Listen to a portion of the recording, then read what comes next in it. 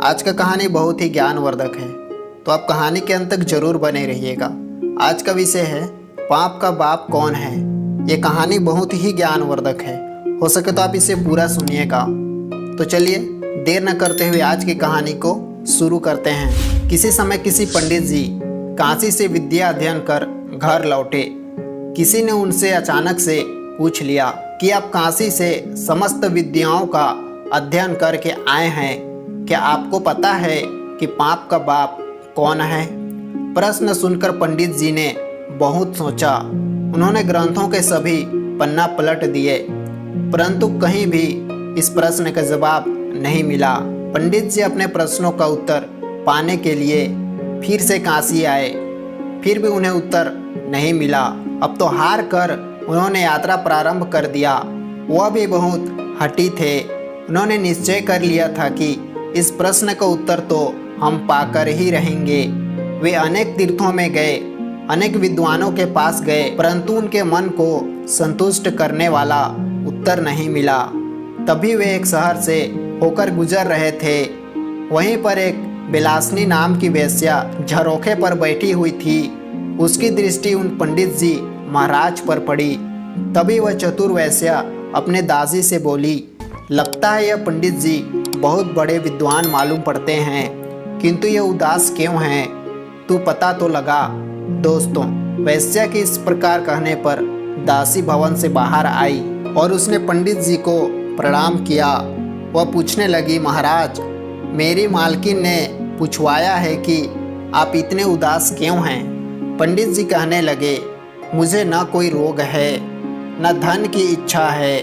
मैं जिस बात से उदास हूँ उसका जवाब तुम्हारी मालकिन के पास नहीं है, इसीलिए वह मेरी उदासी दूर नहीं कर सकती, क्योंकि यह शास्त्रीय प्रश्न है। दासी कहने लगी, यदि आपको कोई हानि न हो तो क्या मैं आपकी प्रश्न जान सकती हूँ? पंडित जी बोले, हाँ, क्यों नहीं। मेरे मन को बेचैन करने वाला प्रश्न है कि पाप का बाप कौन है? पंडित जी का बात दासी ने वैश्या को बताया तो वैश्या कहने लगी, इसमें कौन सी बड़ी बात है? इसका जवाब तो मैं ही बता दूंगी। जाओ बुला लाओ पंडित जी महाराज को मेरे पास। दासी दौड़ते दौड़ते गई और बुला लाई पंडित जी को। पंडित जी भी चले आए, क्योंकि वह हर प्रकार से उस प्रश्न का उत्तर जानना चाहते थे। वैश्या कहने लगी, महाराज, आपके प्रश्न का उत्तर तो बता देंगे, परंतु इसके लिए आपको कुछ दिन यहाँ रुकना पड़ेगा।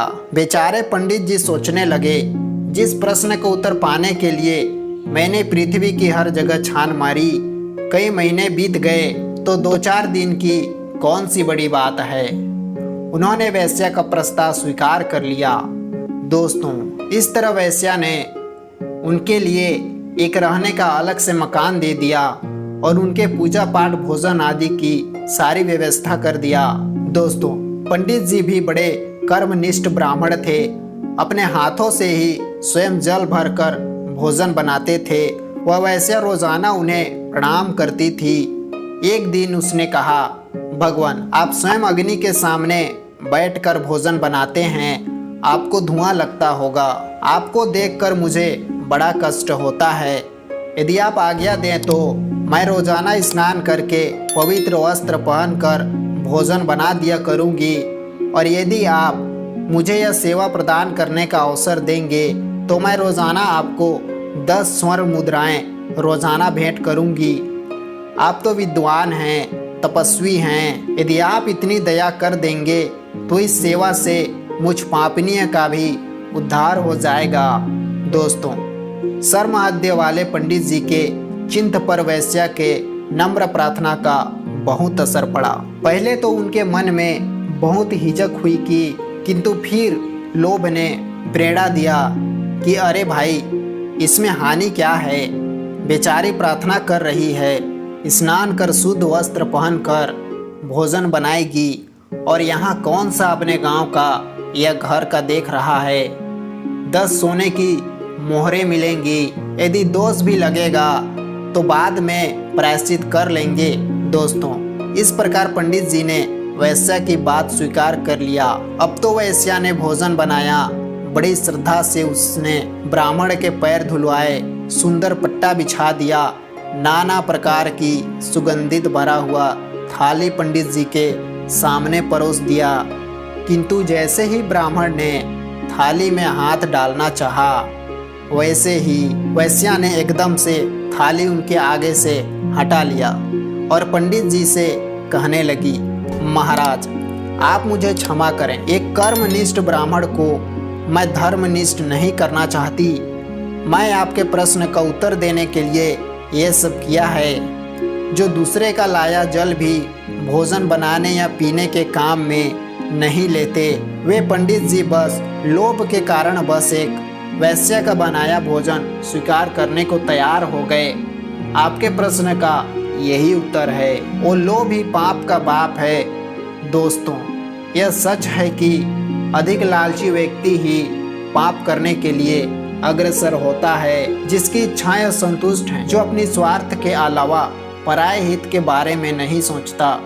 अपना स्वार्थ सिद्ध करने के लिए किसी भी हद तक जा सकता है, ऐसा व्यक्ति निश्चित रूप से पाप करने वाला ही होता है। असंतोषी मानव को त्रिलोक की संपत्ति दे दो तो भी वह सुखी नहीं रह सकता, और जिसके मन में लाभ का अंकुर जागृत हो गया तो वह पाप कर्म करते समय लोभ को ही प्रधान दृष्टिकोण में रखता है। कहते हैं बिना स्वार्थ का पाप नहीं होता, पाप का जनक लोभ ही प्रथम कारण है। दोस्तों, यदि इस कहानी से आपको कुछ भी सीखने को मिला हो तो हमारे इस चैनल को सब्सक्राइब करते हुए और वीडियो को लाइक करते हुए आप अपनी राय कमेंट बॉक्स पर छोड़ सकते हैं। धन्यवाद दोस्तों।